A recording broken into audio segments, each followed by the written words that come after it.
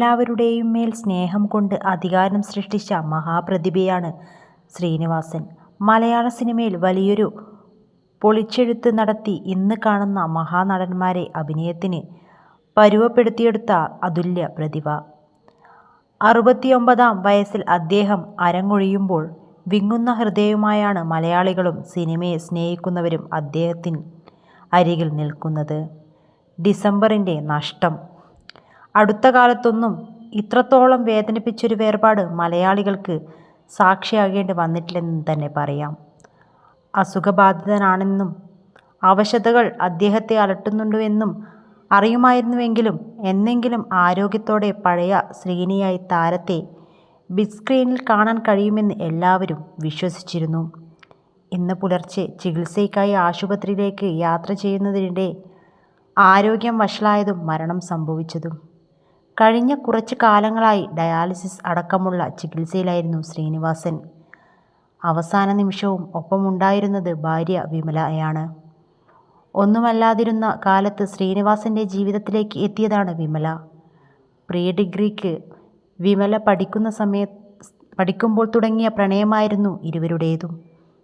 അന്ന് തുച്ഛമായ തുകയ്ക്ക് പാരലൽ കോളേജിൽ അധ്യാപകനായി ജോലി ചെയ്യുകയാണ് ശ്രീനിവാസൻ. കതിരൂർ ഓവർ കോളേജിലായിരുന്നു ശ്രീനിവാസൻ പഠിപ്പിച്ചിരുന്നത്. കോളേജിലേക്കുള്ള ആ യാത്രകളിൽ വെച്ചാണ് വിമലയെ ശ്രീനിവാസനും ആദ്യമായി കാണുന്നതും പരിചയത്തിലാകുന്നതും. മിക്കവാറും ദിവസങ്ങളിൽ വിമലയെ കാണുകയും സംസാരിക്കുകയും ചെയ്യുമായിരുന്നു. എന്നിരുന്നാലും വീട്ടിലെ സാഹചര്യം മോശമായതുകൊണ്ട് പ്രണയം, വിവാഹം തുടങ്ങിയ ചിന്തകളൊന്നും അന്ന് ശ്രീനിക്ക് ഉണ്ടായിരുന്നില്ല.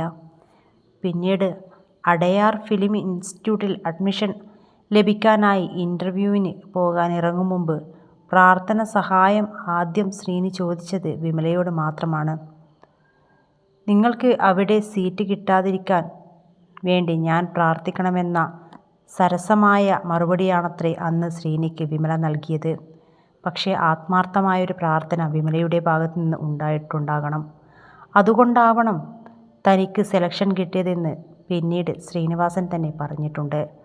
വർഷങ്ങൾ നീണ്ട പ്രണയത്തിനൊടുവിൽ 1984 ഇരുവരും വിവാഹിതരായി.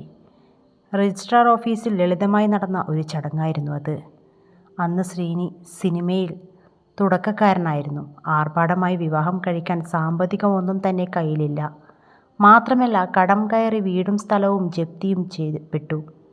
കല്യാണ ചിലവിനും താലിക്കും സാരിക്കുമെല്ലാമായി പണം കണ്ടെത്താൻ ശ്രീനിവാസൻ അന്ന് ഏറെ പ്രയാസപ്പെട്ടിരുന്നു.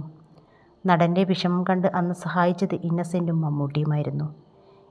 ഇന്നസെൻറ്റ് നൽകിയ 400 രൂപയ്ക്ക് സാരിയും മമ്മൂട്ടി നൽകിയ 2000 രൂപയ്ക്ക് താലിയും മാലയും വിമലയ്ക്കായി ശ്രീനി വാങ്ങി. ഒട്ടുമിക്ക വേദികളിലും തൻ്റെ പ്രണയകഥ, വിവാഹം നടന്ന കഥയും അദ്ദേഹം സംസാരിക്കാറുണ്ടായിരുന്നു. ശ്രീനിയുടെ ഉയർച്ചയിലും താഴ്ചയിലും എല്ലാം എപ്പോഴും നിഴലായി വിമലയുണ്ടായിരുന്നു. ആശുപത്രിയിലടക്കം അടുത്തുനിന്ന് മാറാതെ വിമലയായിരുന്നു ശ്രീനിവാസനെ ശുശ്രൂഷിച്ചിരുന്നത്. താലൂക്ക് ആശുപത്രിയിൽ ചലനമറ്റ് കിടക്കുന്ന ശ്രീനിവാസനെ ചുറ്റിപ്പിടിച്ച് കരയുന്ന വിമലയുടെ ചിത്രങ്ങൾ ഹൃദയഭേദകമാണ്. ശ്രീനിവാസൻ്റെ ജീവിതത്തിൽ എന്നും താങ്ങും തണലും നല്ലൊരു ഭാര്യയുടെയും അമ്മയുടെയും റോളിൽ നിഴൽ പോലെ വിമല ഉണ്ടായിരുന്നു. ശ്രീനിവാസൻ യാത്രയാകുമ്പോൾ ഇരുട്ടിലാകുന്നത് വിമലയാണ്. അച്ഛൻ്റെ മൃതദേഹത്തിനരികെ പൊട്ടിക്കരയുന്ന ധ്യാനിൻ്റെ രംഗങ്ങളും മലയാളികളെ കരയിപ്പിച്ചു.